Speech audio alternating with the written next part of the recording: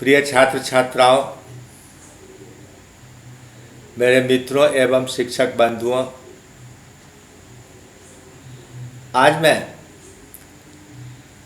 समय के हिसाब से एक बड़ा ही रिलेवेंट टॉपिक प्रारंभ करने जा रहा हूं।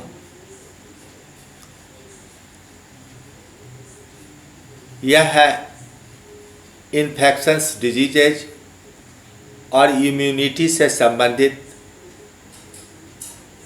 जो आज के समय के हिसाब से बड़ा ही रिलेवेंट है। बहुत सारे इन्फेक्शस डिजीजेज में वायरल इन्फेक्शन सबसे खतरनाक माना जाता है, क्योंकि हमारे पास सीधा इसके इलाज के लिए कोई दवा उपलब्ध नहीं है और हमारी जानकारी भी इसके विषय में बहुत सीमित है। इसलिए वायरस की खोज,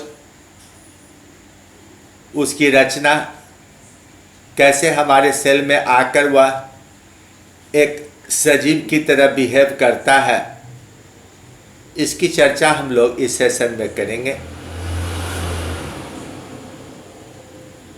तो सबसे पहले हम लोग समझें कि यह वायरस या कोई और पैथोजन हमारे बॉडी में संक्रमण करता है और हमारे बॉडी की क्रिया को प्रभावित करता है, जिससे हम नॉर्मल एक्टिविटी नहीं कर पाते हैं, तो एक डिजीज उत्पन्न करता है जिसे हम इन्फेक्शियस डिजीज या संक्रामक रोग कहते हैं। यह वायरस के द्वारा भी हो सकता है, बैक्टीरिया और फंगस के द्वारा भी होता है, कुछ प्रोटोजोआ और हेलमिंथिस के द्वारा भी डिजीज होते हैं, इन्फेक्शस डिजीज होते हैं। इन्फेक्शस डिजीज एक व्यक्ति से दूसरे व्यक्ति में जाते हैं, यानी कि कम्युनिकेबल होते हैं। लेकिन बहुत सारे ऐसे हैं जो सीधे संपर्क से नहीं होते हैं, तो वह नॉन कंटेजियस होते हैं। लेकिन जो रोगी के संपर्क में आने से एक व्यक्ति से दूसरे व्यक्ति में फैलता है, उसे हम कंटेजियस या छूत की बीमारी कहते हैं। तो हमने यहाँ वायरस, बैक्टीरिया, फंगस, प्रोटोजोआ और हेलमिंथिस, ये 5 ग्रुप रखा।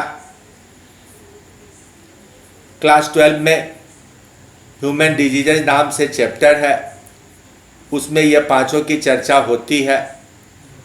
लेकिन हम लोग यहाँ मूल रूप से वायरस की बात करेंगे। तो वायरस क्या है? तो वायरस एक अति सूक्ष्म कण है,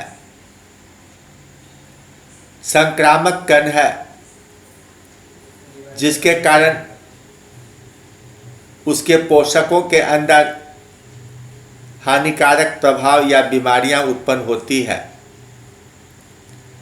यह सजीव कोशिकाओं के अंदर पहुंचकर अपनी प्रतिलिपि तैयार करवा लेता है। अन्यथा अगर यह एक डेड सेल में हो या किसी सेल के बाहर हो, तो यह अपने आप में सजीव नहीं होता है। इसलिए इसे एसेलुलर, अकोशिकीय कहा जाता है। यह सभी तरह के सजीवों में मिलता है, बैक्टीरिया में, प्रोटोजोआ में, प्लांट में, एनिमल्स में, सभी में ये कोई न कोई स्पेसीज जाके रह सकता है। यानी अपनी संख्यात्मक वृद्धि के लिए, प्रजनन के लिए इसे हर हाल में किसी न किसी के अंदर परजीवी के रूप में विकसित होना आवश्यक है।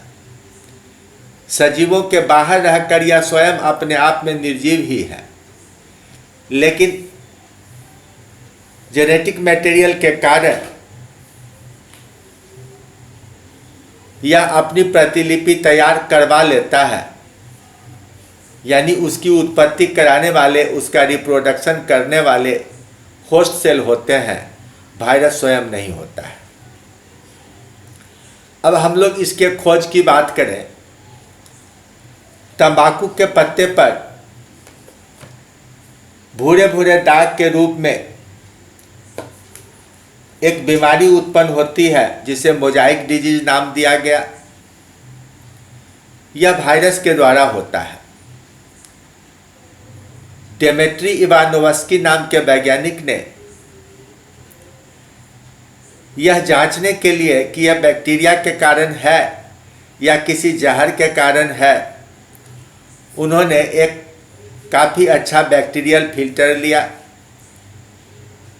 रोगी पत्ते, टोबैको के रोगी पत्तों को खूब बढ़िया से क्रश करके सलाइन में घोल करके बैक्टीरियल फिल्टर से छाना, जिससे कोई बैक्टीरिया घोलक के साथ आर पार नहीं जाए, और तब स्वस्थ पत्तों पर उस छने हुए घोल का एक एक दो दो बूंद इधर उधर डाल दिया। उन्होंने देखा कि इस घोल के अंदर पाए जाने वाले रसायन जो बैक्टीरिया नहीं है वे रोग उत्पन्न कर सकते हैं। तो इवानोवस्की के हिसाब से इस घोल में बैक्टीरिया का कोई विषैला प्रोडक्ट है जिसके कारण यह बीमारी हो रही है। लेकिन बाद में मार्टिनस बेजेरिंग ने इसी प्रयोग को दोहराया और उन्होंने कहा कि इस घोल में कोई जहर है, टॉक्सिक पदार्थ है जो कि इन्फेक्शस है और जर्म की तरह व्यवहार करता है। इसलिए उन्होंने इसे टॉक्सिक होने के नाते वायरस नाम दिया और इसे कंटेजियम विवम फ्लूइडम यानी सॉल्युबल लिविंग जर्म नाम दिया।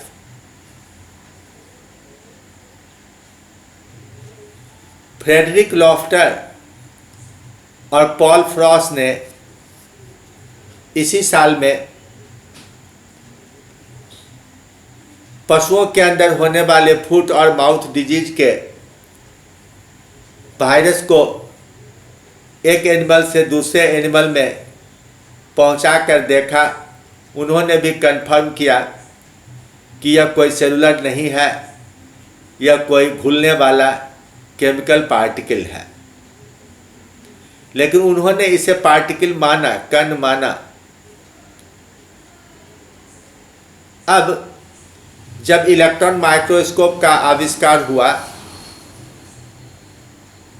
और रस्का और मैक्स नॉल नाम के वैज्ञानिकों के द्वारा, तो 1931 के बाद वायरस को क्रिस्टलाइज करके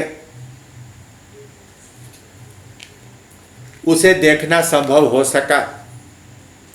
हमारे लाइट कंपाउंड माइक्रोस्कोप से यह नहीं दिखेगा। तो सबसे पहले अमेरिकन बायोकेमिस्ट और वायरोलॉजिस्ट वेंडल मेरेडिथ स्टैनली ने टोबैको मोजाइक वायरस का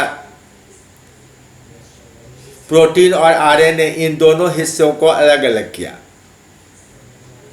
और उसे क्रिस्टल के रूप में दिखाते हुए यह कहा कि यह पार्टिकुलेट मैटर है, यह कण है, निर्जीव कण है, दो केमिकल के बने हुए, आरएनए और प्रोटीन के बने हुए। बाद में ऐसे क्रिस्टल का एक्सरे डिफ्रैक्शन फोटोग्राफी लिया गया। बर्नाल और फंकुनचेन ने 1941 में पहला फोटोग्राफ लिया। इसी के आधार पर बाद में रोजालिंड फ्रैंकलिन ने डिटेल में टोबैको मोजाइक वायरस का स्ट्रक्चर बताया। यही रोजालिंड फ्रैंकलिन ने डीएनए का भी क्रिस्टल का फोटोग्राफ लिया था, जिसके आधार पर वाटसन क्रिक ने बाद में डीएनए का मॉडल तैयार किया। रोजालिंड और उसके सीनियर विल्किंस, वाटसन और क्रिक ये चारों डीएनए की रचना बताने वाले वैज्ञानिक थे। लेकिन 1958 में रोजालिंड फ्रैंकलिन का देहांत हो गया, इसलिए उन्हें नोबेल प्राइज नहीं मिला। और 1968 में वाटसन, क्रिक और विल्किंस को नोबेल प्राइज मिला। कॉनरेड और विलियम्स नाम के वैज्ञानिकों ने आरएनए और प्रोटीन को शुद्ध रूप में अलग अलग किया, और जब उन्होंने इन दोनों को फिर एक साथ मिलाया तो उन्होंने देखा कि अरे ये प्रोटीन के यूनिट्स तो आरएनए पर स्वयं जुट जाते हैं और जुटकर टोबैको मोजाइक वायरस बना लेते हैं, अर्थात इसके जेनेटिक मटेरियल और प्रोटीन में स्वयं जुटने, स्वयं असेंबली बनाने की क्षमता पाई जाती है। ये देखिए टोबैको मोजाइक वायरस का एक डायग्राम है। ऐसे यह लंबा लंबी रॉड शेप्ड है, 300 एंगस्ट्रॉम लंबाई और डायमीटर करीबन 180 एंगस्ट्रॉम है। यहाँ 180 एंगस्ट्रॉम है। आरएनए सर्पिल की तरह अंदर में रहता है और आरएनए की सतह पर यह कैप्सोमियर नाम के प्रोटीन की इकाइयाँ चिपकती चली जाती है और इस तरह पूरे वायरस का निर्माण होता है। ये एक दूसरा डायग्राम देखिए। आरएनए के कॉइल के अंदर 4 नैनोमीटर यानी 40 एंगस्ट्रॉम का स्पेस दिखलाया गया है यहाँ बीच में, और यह कैप्सोमियर एक यूनिट प्रोटीन है जो सेकेंडरी स्ट्रक्चर और टर्शियरी स्ट्रक्चर बनाते हुए इसमें जुटा रहता है। अब जब किसी होस्ट सेल में वायरस का इन्फेक्शन होता है तो होस्ट सेल उसके जेनेटिक मटेरियल यानी आरएनए का, और अगर डीएनए वायरस हो तो डीएनए का बहुत सारा कॉपी बना देता है। उसी में इसका अपना जीन भी होता है जिसकी मदद से वायरस का कैप्सोमियर, एंटीजेनिक प्रोटीन और कोई एंजाइम अगर हो तो एंजाइमेटिक प्रोटीन इत्यादि का सिंथेसिस होने लगता है।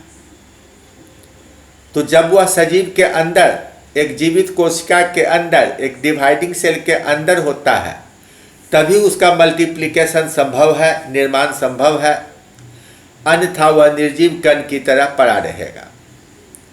तो ऐसे निर्जीव कणों को विरियॉन्स कहा जाता है।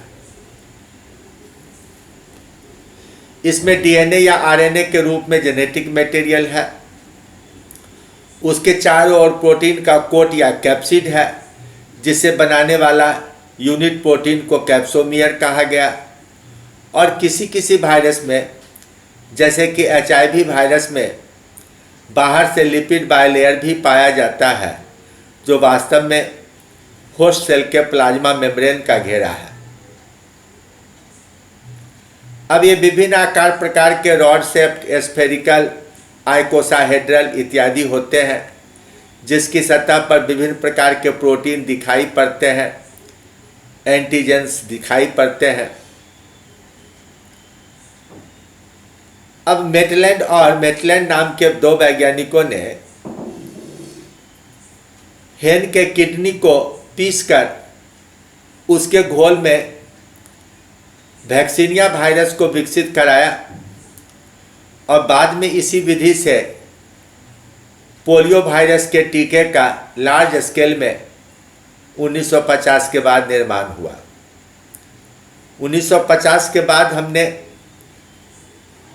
हजारों वायरस की खोज की जो बैक्टीरिया में, प्लांट में, एनिमल में और विभिन्न प्रोटोजोआ इत्यादि में भी मिलते हैं। 1957 में आर्टेरी वायरस की खोज हुई जो कैटल में डायरिया उत्पन्न कराता है। 1963 में हिपेटाइटिस बी का वायरस मिला। 65 में टेमिन नाम के वैज्ञानिक ने रिट्रोवायरस की खोज किया और टेमिन और बाल्टीमोर ने रिवर्स ट्रांसक्रिप्टेज एंजाइम की खोज किया आपको जब अलग से HIV के विषय में बताया जाएगा तो रिवर्स ट्रांसक्रिप्टेज की भी चर्चा होगी। ऐसे इसकी चर्चा बायोटेक्नोलॉजी में भी होती है। लुक मोंटेग्नियर ने HIV की खोज किया 1983 में, और 89 में माइकल हॉटन ने हेपेटाइटिस C की खोज किया। अर्थात वायरसेस की खोज बहुत हाल फिलहाल तक होती रही है और हमारी जानकारी हर नए खोज के साथ बढ़ती है। हम अभी कोई जनरलाइज्ड बात, एक सामान्य बात के रूप में हर वायरस को एक ही प्रकार नहीं मान सकते हैं।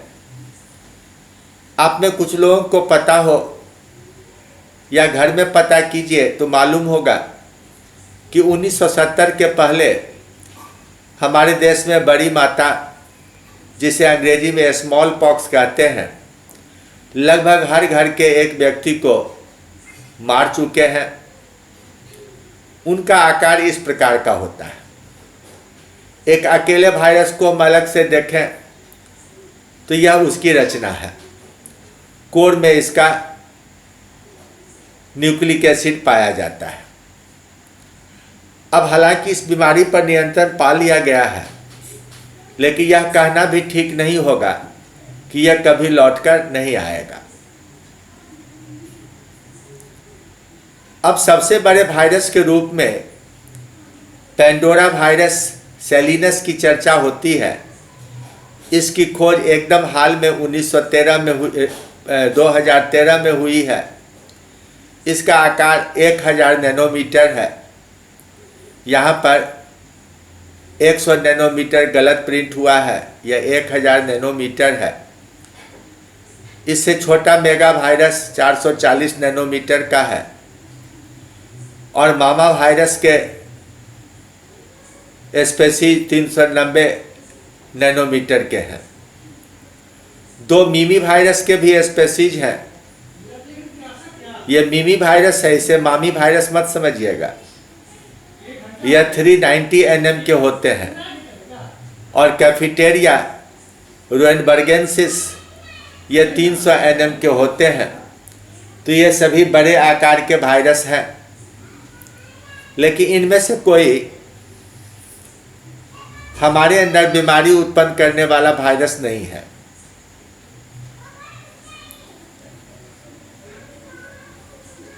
ये पेंडोरा वायरस सबसे लंबा जीनोम वाला है, जिसके जीनोम का साइज 2.5 मिलियन बेस पेयर्स है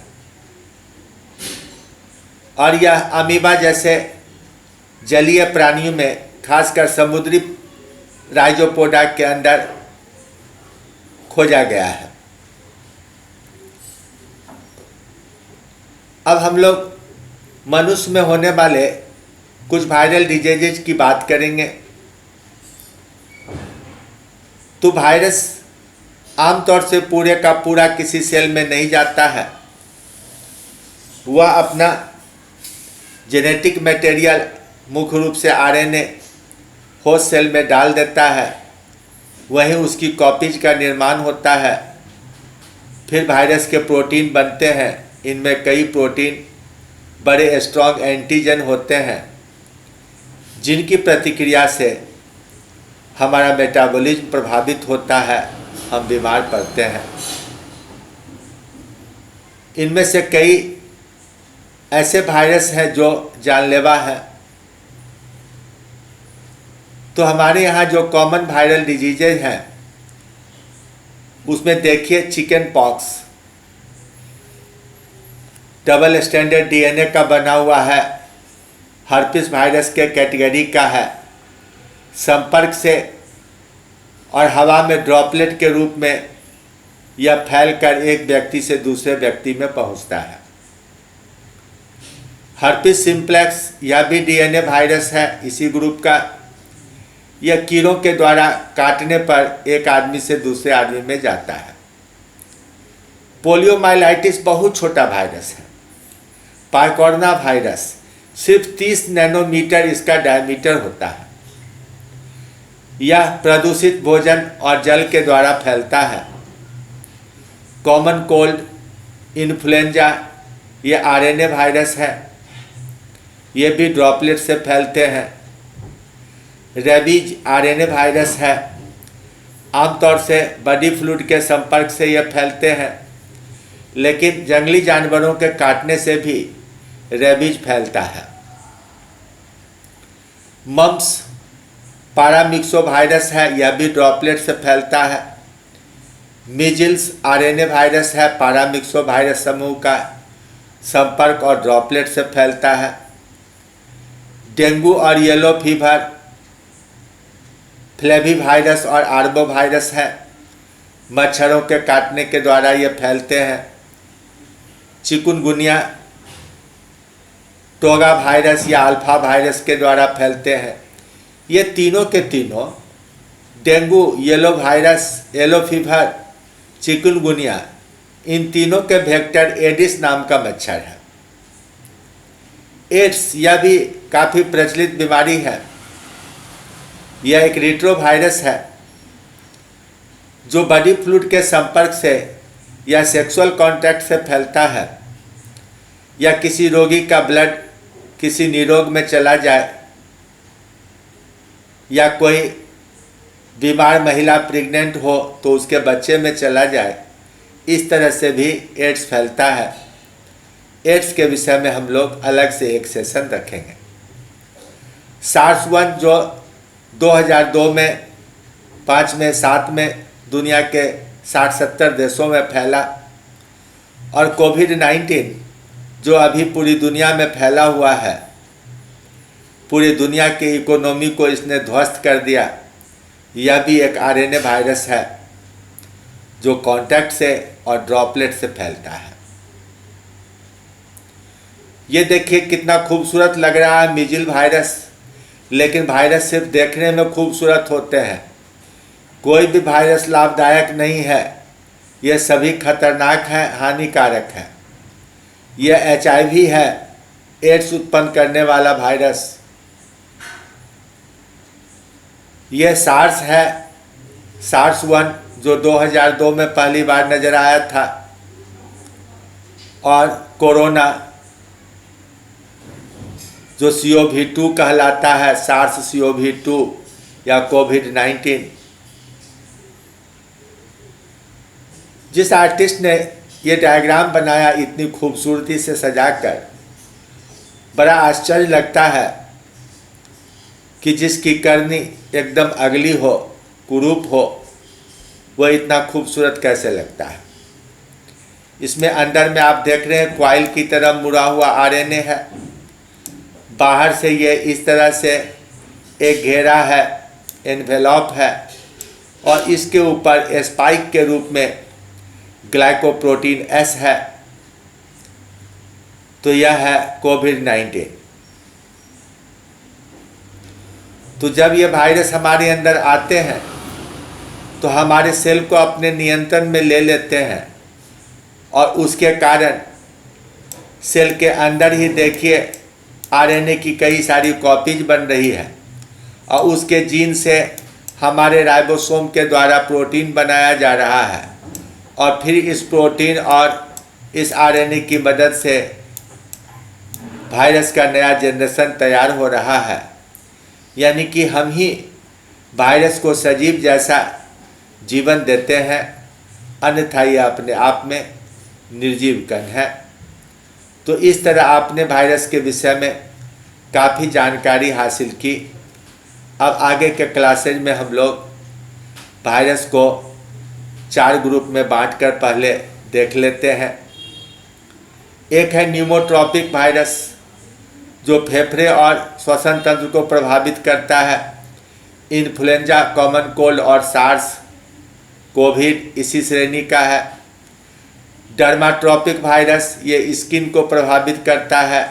chicken pox, small pox, measles, herpes simplex dermotropic virus है। विसोट्रॉपिक अंदर के अंगों को प्रभावित करता है। Yellow fever, dengue, hepatitis A और B, एड्स इत्यादि विसोट्रॉपिक वायरस है। और न्यूरोट्रॉपिक वायरस नर्वस सिस्टम को प्रभावित करते हैं। Rabies, polio, encephalitis neurotropic virus है। तो अब हम लोग आगे पढ़ेंगे कि रोगों से बचाव के लिए हमारा इम्यून सिस्टम क्या होता है, कैसा होता है, कैसे काम करता है। Thank you very much.